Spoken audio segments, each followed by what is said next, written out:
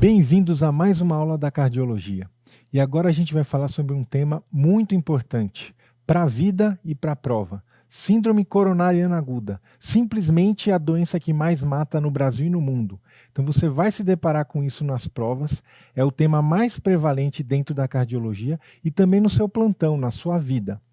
Nessa aula a gente vai falar então sobre a fisiopatologia dessa doença, o quadro clínico e sobre exames complementares importantes para você conseguir classificar e estratificar, entender as diferenças da síndrome coronariana com supra, da sem supra, e no segundo momento, na segunda aula, a gente vai falar sobre o tratamento dessa patologia.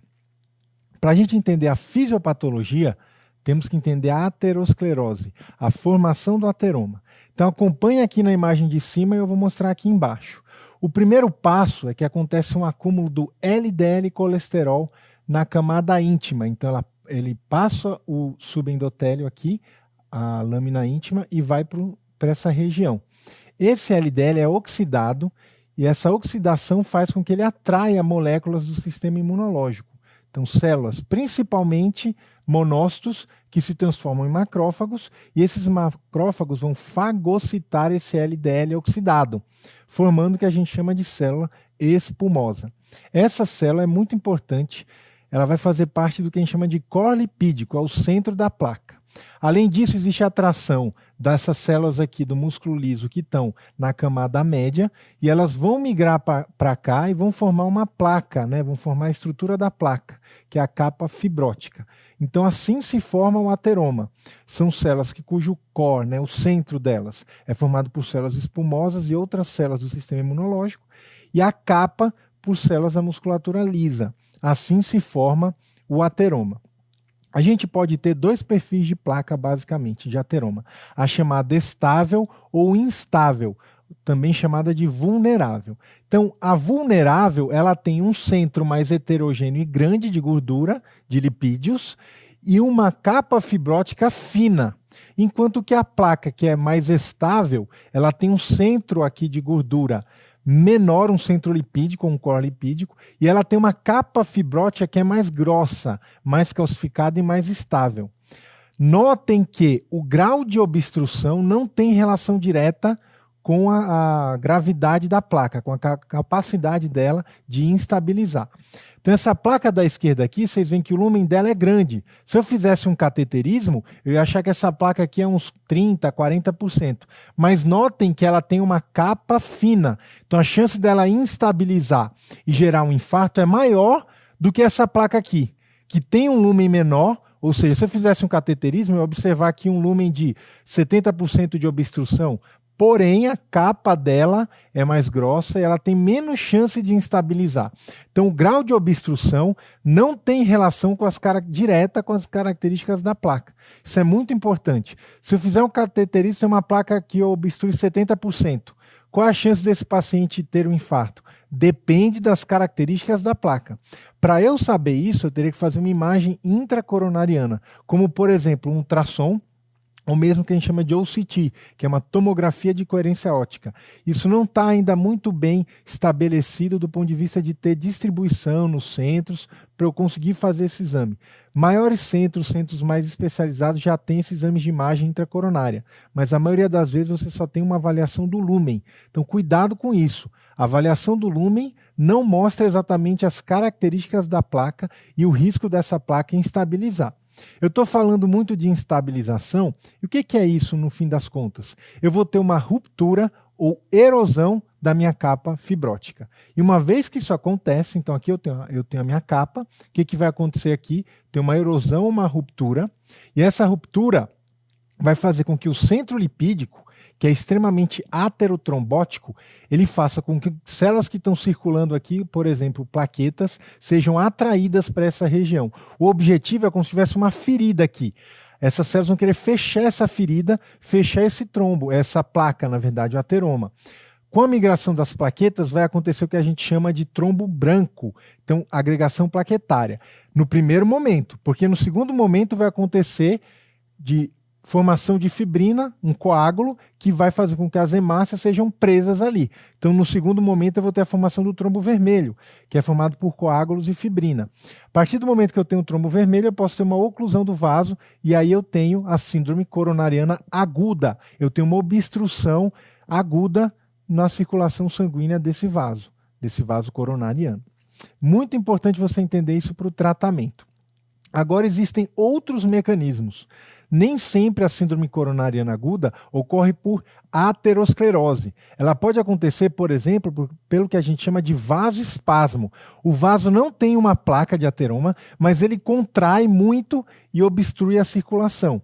Isso acontece independente, por exemplo, do esforço físico. Pode ser um vasoespasmo induzido pelo frio, induzido por alguma medicação, e aí ele contrai demais e obstrui a circulação sanguínea. Outro mecanismo que pode acontecer é a dissecção. Vamos entender agora a dissecção. Ocorre uma lesão aqui na íntima, né? A gente chama de tear, um rasgo, um rasgamento. E aí o sangue começa a passar tanto pelo que a gente chama de lúmen verdadeiro, quanto pelo lúmen falso. É o mesmo que acontece, por exemplo, numa dissecção da aorta. Pode acontecer na coronária. Notem que o sangue começa a ir para a região que é o lúmen falso, começa a acumular sangue aqui e começa a obstruir o lúmen verdadeiro. A dissecção pode acontecer, por exemplo, em mulheres gestantes, em usuários de droga, como por exemplo cocaína, pode acontecer uma dissecção coronariana, e às vezes não tem uma causa específica. É mais comum de acontecer em mulheres. A dissecção espontânea de coronária é um mecanismo diferente da aterosclerose. Outro mecanismo possível que a gente pode ter é um mecanismo que a gente chama de embolia. Na embolia, existe uma obstrução no vaso sanguíneo, pode estar relacionado, por exemplo, a uma embolia séptica, uma endocardite, um pedacinho lá da endocardite embolizou para a coronária. Pode ser uma embolia sistêmica também, ou até gasosa. Então ocorre uma obstrução por um êmbolo. Então não tinha aterosclerose no vaso, foi uma embolia.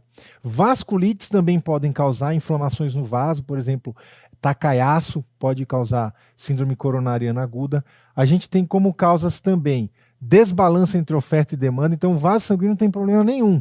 Mas por um aumento da demanda, por exemplo, uma sepse, anemia, eu posso ter um desbalanço e causar síndrome coronariana aguda, e causas iatrogênicas relacionadas, por exemplo, ao cateterismo ou uma revascularização também podem causar síndrome coronariana aguda.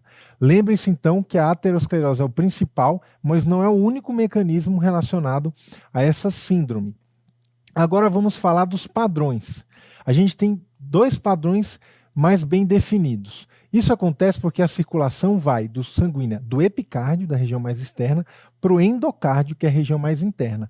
Então a isquemia segue um padrão que vai da região onde é, por último, abastecida de sangue, que no caso é o endocárdio, em direção ao epicárdio. Então, quando a gente olha a isquemia, que acontece em alguns segundos, vai acometer só a região subendocárdica. Imagina que para cá eu tenho cavidade e para cá eu tenho o pericárdio, a região mais externa. Então, a isquemia começa nessa região, a zona de necrose subendocárdica. Se o vaso ficar completamente ocluído, a partir de 30 minutos eu tenho uma zona de necrose que vai até a região epicárdica. Então, aqui eu tenho uma necrose transmural. Isso é uma necrose ou uma isquemia subendocárdica, isso aqui é uma isquemia transmural. Depende do tempo e depende do grau de obstrução, como a gente vai ver mais para frente nessa aula. A definição, então, de síndrome coronariana aguda é uma lesão miocárdica que acontece por isquemia. Essa é a definição. Ela é importante porque estima-se que 20% das mortes no mundo sejam causadas por essa síndrome. É a principal causa de morte em todo o mundo. E como que no Brasil também é importante? 300 a 400 mil mortes, casos por ano. Desses casos, a maioria, uma grande parte, vão levar a óbito. Quando a gente vê a distribuição, o infarto tem diminuído ao longo do tempo, porque a gente tem usado tratamentos preventivos, AS, estatina, e teve um aumento na quantidade de infartos sem supra, que a gente vai ver o mecanismo para frente, mas é porque temos hoje troponinas que são mais sensíveis, conseguem detectar a isquemia antes que ocorra uma oclusão total, que é o infarto com supra, e a gente vai entender melhor isso quando estiver falando sobre o eletrocardiograma. Qual que é o quadro clínico, então? Principal é dor torácica. Então essa é a cena do Homem mais idoso chegando com a mão no peito com dor, sinal de Levine, mão fechada sobre o tórax. Existem características que eu vou falar que a dor é anginosa. O primeiro grupo de características é o tipo e a localização. Como que é a dor anginosa? Geralmente é uma dor retroesternal ou na região precordial. E essa dor tem uma característica em aperto. Ela pode ser mal caracterizada, mas o aperto é o mais comum de se apresentar. O segundo grupo de características são fatores de piora e melhora. O que piora a dor anginosa? O estresse e o exercício físico. O estresse emocional também pode causar. E o que melhora? O repouso e o uso de nitratos, porque os nitratos causam uma dilatação da coronária e melhoram o fluxo coronariano. E por fim, o terceiro grupo de características é o da irradiação, irradia para cima. Então a dor começa no peito, irradia para o pescoço, irradia para a mandíbula, para os membros superiores, principalmente para o membro superior esquerdo. E o que vem de sintoma associado? Sintomas de ativação simpática. Então eu tenho sudorese, eu tenho palidez. Quem já viu um paciente infartando, nunca esquece. O paciente chega com dor, pálido, sudoreico, nauseado. É muito marcante. Quando você vira a primeira vez um paciente infartando, você nunca mais vai esquecer. Só que nem sempre a gente tem dor. Eu posso ter quadros de equivalentes, como a gente vai ver em seguida. Desses três grupos de características, se tiver os três, ele tem uma angina típica. Então, uma dor retroesternal em aperto, que melhora no repouso, que irradia para cima, dor típica. Se tiver duas características, é uma dor atípica, uma angina atípica. Se tiver apenas um grupo de características, é uma dor que a gente chama de não anginosa. Então, é importante a clínica para a gente definir a probabilidade daquela dor torácica ser uma dor anginosa. Só que nem sempre tem dor. Esse é o problema. Existem o que a gente chama de equivalentes anginosos ou isquêmicos. O paciente vai ter aqueles sintomas associados. Então, o que ele pode apresentar? Sudorese, palidez, dispneia, náuseas e vômitos, até palpitações, que geralmente acontecem de forma aguda, súbita, só que ele não tem dor. Sente dor? Não, ele fala que não sente. Em quem eu vou pensar nisso, né? Em quem eu vou pensar? Poxa, Tiago, são sintomas inespecíficos. Quem que eu vou pensar? Você vai pensar naquele paciente que tem o risco de desenvolver equivalente. Então lembra dessa senhorinha aqui, ó, fazendo uma glicemia capilar. São mulheres, geralmente, idosas, diabéticas. Esse é o perfil de paciente que vai ter equivalente anginoso. Pode ser homem também, geralmente idosos e diabéticos. Renais crônicos também podem entrar nesse grupo. Mas lembra dessa imagem aqui, ó. Vozinha idosa pode ter equivalente anginoso ao invés de dor típica. Quando a gente fala do exame físico, ele é pobre, geralmente ele é normal, do paciente que tem síndrome coronariana aguda. Eventualmente, ele pode desenvolver sintomas de insuficiência cardíaca. Existe uma classificação para isso, chamada de KILIP. Quando o paciente chega, ele pode ter inicialmente exame físico normal, ele é chamado de KILIP 1. Ele teve um infarto KILIP 1. Se esse paciente desenvolver sintomas de IC iniciais, crepitação só em base B3, é uma IC inicial, ele é um KILIP 2. Se ele tem sintomas de edema agudo de pulmão, crepitação até ápices, hipoxemia, taquipneia, esse paciente é o KILIP 3. E por fim, se ele chega em choque cardiogênico, hipotenso, mal perfundido, ele é o KILIP 4, que é o mais grave. Quanto maior o KILIP, maior a gravidade e mortalidade daquela síndrome coronariana aguda. O eletro é o principal exame a se pedir no paciente com dor torácica. Ele tem que ser feito e interpretado em até 10 minutos. Então não adianta você estar lá no plantão, pede para fazer o eletro e não ver o eletro. Você tem que fazer e ver em até 10 minutos. Então, paciente com dor torácica é prioridade. Teve dor, vai lá, faz o eletro. Se o eletro estiver normal, ótimo. Você tem tempo para pensar. Mas eu tenho dois padrões de isquemia principais que eu tenho que entender. A gente já viu lá na fisiopatologia.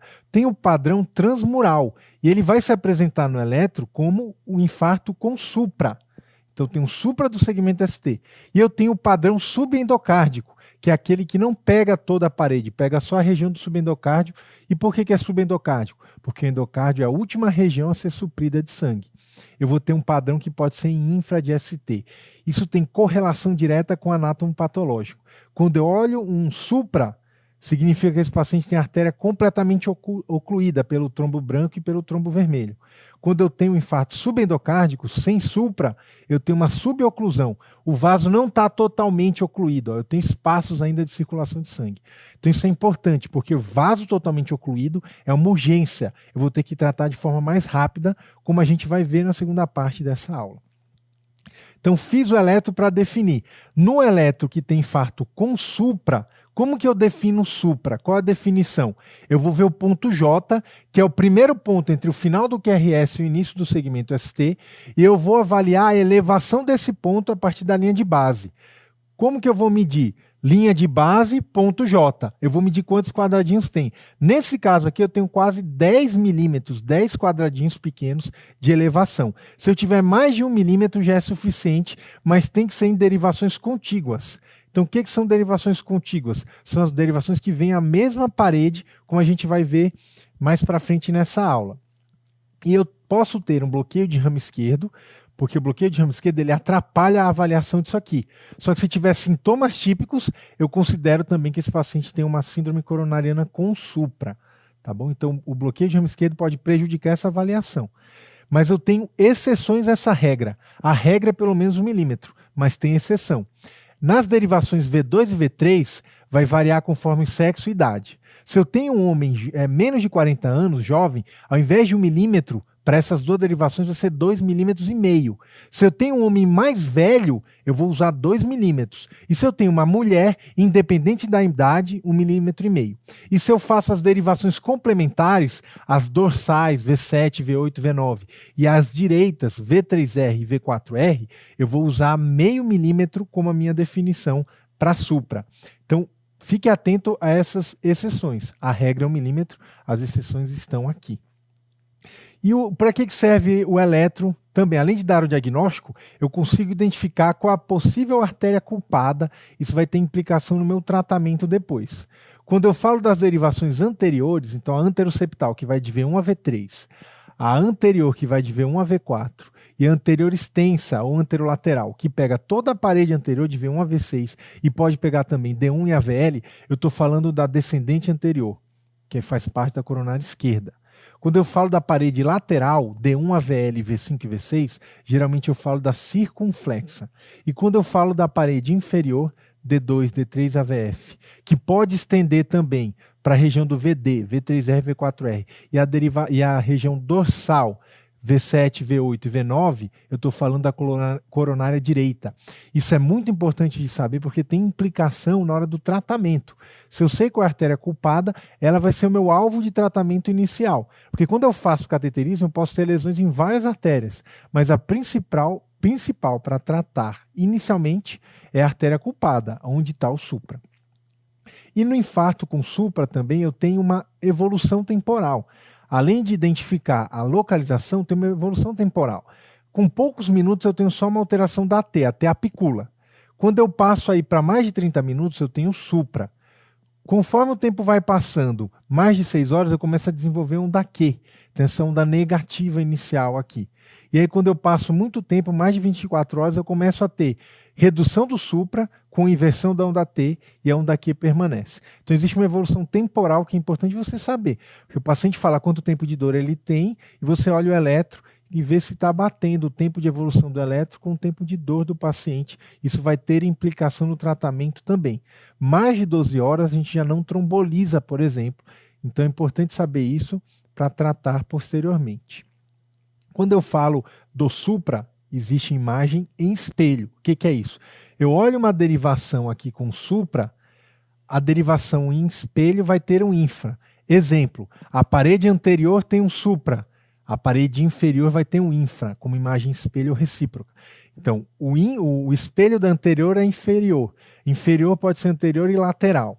Isso é muito importante. A anterior pode ser também espelho da região posterior, lá, dorsal. Na fase crônica, já eu vou ter a onda Q, né? Uma onda Q, a onda...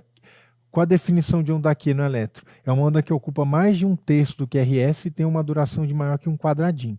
Veja que aqui, com mais de uma semana eu tenho só onda Q, o supra já desapareceu e ficou uma onda T invertida. Essa onda T invertida ela pode ficar positiva de novo ao longo de meses e anos. mas é muito importante você entender essa evolução temporal. Isso faz diferença na hora de tratar. Isso pode eventualmente cair uma questão de prova sobre essa evolução temporal.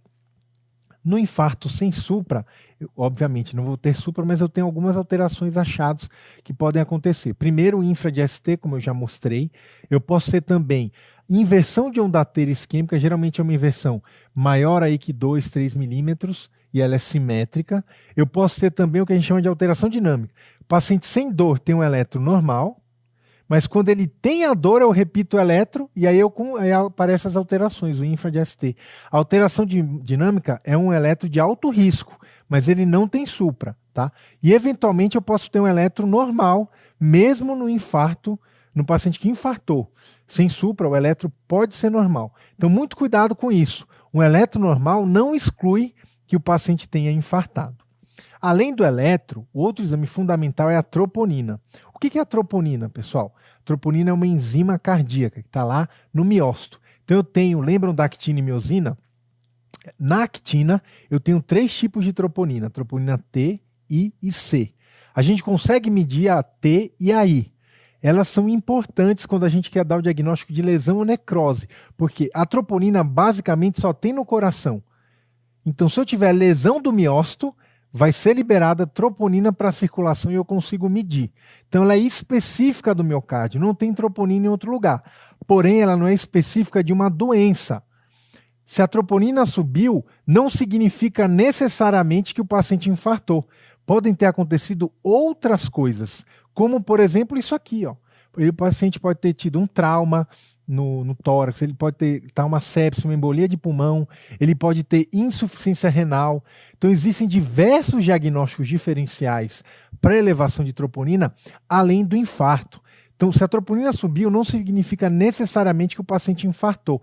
A gente vai ver como que dá o diagnóstico de infarto. Não é pela troponina isoladamente. Se você tem dúvida se aquele paciente infartou ou não, você pode fazer uma curva de troponina. Por que é importante a gente entender isso? Esse gráfico aqui mostra para a gente diversos valores de troponina a variar com a quantidade. Então é importante ter uma troponina quantitativa, que você consiga medir a quantidade. Notem ali que o percentil 99, LDD é o limiar de detecção. O percentil 99 é o que a gente usa para dar diagnóstico de infarto. Mas notem aqui, essa curva verde é o paciente que de fato infartou. Notem que a curva de troponina dele é bem grande, está mais à direita. Então, os valores de troponina desse paciente são maiores. Eu tenho uma curva do meio, que é o paciente que tem elevação de troponina, mas não teve infarto, e AM negativo. Notem que existe uma área aqui de intersecção, que o paciente tem elevação de troponina, é uma área cinzenta, mas eu não sei se de fato ele infartou ou se é uma elevação de troponina por uma outra causa, como a gente viu, sepse, insuficiência renal, insuficiência cardíaca. Quando a gente está nessa zona cinzenta, a gente tem dúvida, a gente vai seriar a troponina. Então, o paciente chegou com, 4 horas e meia de dor, está aqui, e teve um valor X de troponina. Está acima do percentil 99, mas é um valor pequeno. Imagina que o percentil 99 é 10, e aí ele vem um valor de 20. Você está na dúvida, a dor não é típica, o eletro é normal. O que eu posso fazer? Repito, e aí em 1 hora. Então, eu repeti com 5 horas e meia, teve um aumento de 20%. Se teve um aumento de 20%, provavelmente esse paciente de fato teve uma síndrome coronariana aguda. Então, a elevação de 20% em coletas seriadas favorece o diagnóstico de síndrome coronariana aguda. Existem outros marcadores, mas eles são menos importantes. Com as troponinas ultrassensíveis, você deve usar troponina. A gente tem, por exemplo, a mioglobina, que é um marcador de músculo esquelético. Ele pode ter no coração e em outros músculos. Então, se você fizer, por exemplo, crossfit e medir a mioglobina, ela vai estar elevada, tá? A mioglobina ela começa a elevar com 1 hora, então ela é mais rápida, ela faz um pico em 2 horas, em 12 horas ela já cai. Então aquela curva vermelhinha lá, então ela sobe rápido e cai rápido, mas não é um bom marcador, porque é inespecífico, ela tem outros músculos. Eu posso ter a CKMB, que é a porção MB da creatina fosfoquinase, ela começa a subir com 3 horas, faz um pico com 18 e ela cai em até 48 horas. Mas nenhuma delas é tão específica para o miocárdio como a troponina. A troponina começa a subir com 3 horas, faz um pico em 24 horas, mas ela pode permanecer elevada por 7 a 14 dias. Então, se o paciente tiver um episódio, por exemplo, de reinfarto dentro desse período, o que eu posso fazer? Eu faço coleta seriada, vai ter uma elevação de 20%. Então, apesar da gente ter outros marcadores de necrose, o mais usado atualmente é a troponina. Você deve evitar os outros, colhe só a troponina. Ah, não tenho troponina. Tudo bem, vou coletar a CKMB. Mas se você tiver troponina e principalmente a ultrassensível, esquece os outros. Colhe só a troponina. Então, agora que eu sei o eletro, eu entendi os marcadores, eu vou dar a definição de infarto. A última definição universal de infarto, de 2018, é a mesma nos últimos anos, não mudou. Qual é a definição de infarto que eu já falei? O paciente tem que ter uma lesão miocárdica e essa lesão é definida pela troponina acima do percentil 99. O que é percentil 99? Quando eu doso a troponina de várias pessoas, vai fazer uma curva de Gauss. Qualquer marcador biológico, quer dizer, qualquer não, mas a maioria dos marcadores biológicos segue uma curva de Gauss. Percentil 99 é aquele que está aqui no cantinho. Então, 99% das pessoas normais vão ter uma troponina abaixo daquele valor. 1% das pessoas normais só vai ter troponina acima daquele valor. Além da lesão, eu tenho que ter isquemia. Então, não é só lesão, porque a lesão, como a gente viu, pode acontecer em diversos diagnósticos diferenciais. Eu tenho que ter lesão com isquemia. E como que eu defino isquemia aguda? Pela clínica, então aquele paciente que tem uma angina típica ou os equivalentes anginosos, como a gente viu. Eu defino isquemia aguda pelo eletro, alterações de ST, onda T ou onda Q, como a gente já viu. Né? Eu posso definir uma síndrome coronariana com supra ou sem supra. Eu posso definir isquemia por alteração segmentar em algum exame de imagem. Então, um eco que a parede inferior não está batendo adequado, ou uma ressonância. Posso definir isquemia como um trombo no cateterismo. Então, às vezes, eu tenho dúvida.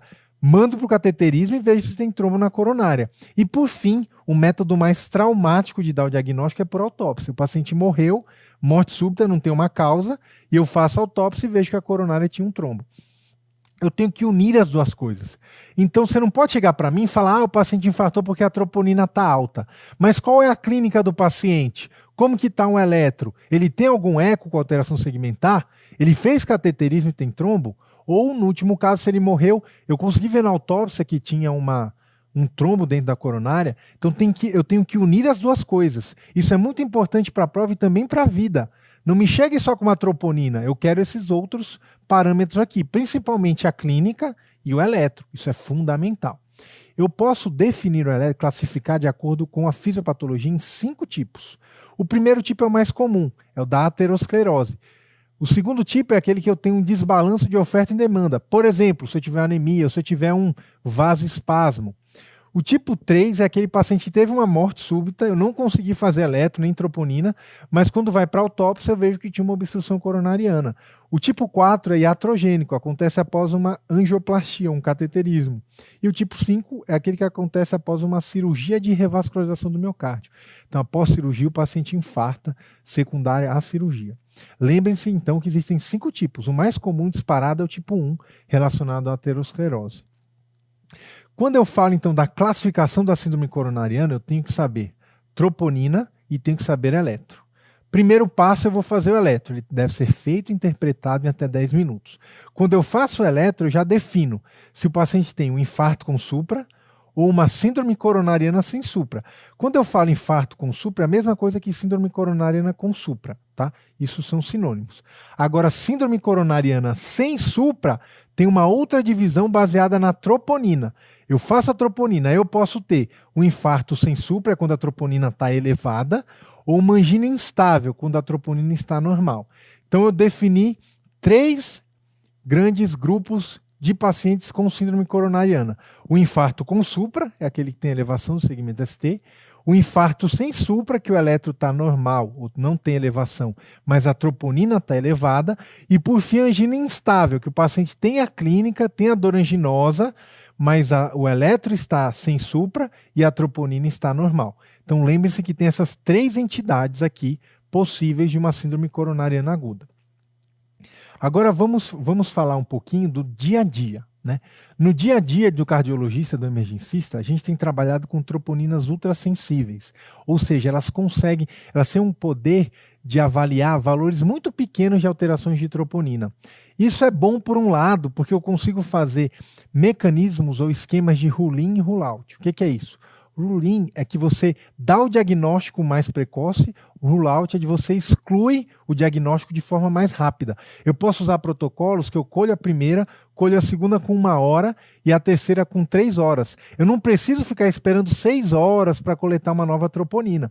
Eu posso coletar ela mais próxima, porque ele consegue avaliar pequenas variações da troponina. Só que isso trouxe um problema, porque eu tenho mais diagnósticos diferenciais. A partir do momento que a troponina consegue ser detectada em valores muito pequenos, eu aumento a chance daquela troponina pouco alterada ser algum diagnóstico diferencial, como a gente já viu. Então, o que eu vou fazer no dia a dia? Eu vou seriar, né, se tem aumento de 20%, eu posso usar um ecocardiograma para ver se tem alteração segmentar, posso usar uma angiotomografia coronária, né, um exame com contraste que me ajuda a excluir. E, por fim, na dúvida, eu posso até mandar para o cateterismo. Então, no dia a dia, a gente tem que saber trabalhar com as troponinas ultrassensíveis e abrir a cabeça para diagnósticos diferenciais, principalmente quando tiver valores pouco elevados, como a gente viu naquele gráfico. Vamos trazer esses conhecimentos agora para a nossa prova. Olha essa prova aqui da Santa Casa de Misericórdia de Araçatuba de 2018. Homem de 80 anos chega no PS com quadro de dor opressiva, duração de 20 minutos, irradiando para o membro superior esquerdo, que aliviou com nitrato sublingual e repouso e vinha acompanhado de palidez e sudorese. Vou fazer uma pausa aqui. Essa dor é típica, uma angina típica. Tem localização, tem tipo, ela tem radiação, sintomas associados e fatores de melhora. É uma angina típica. Não tenho dúvida que esse paciente tem angina. Antecedentes, ele é hipertenso e diabético, ele usa metformina, simvastatina, AS, atenolol e captopril.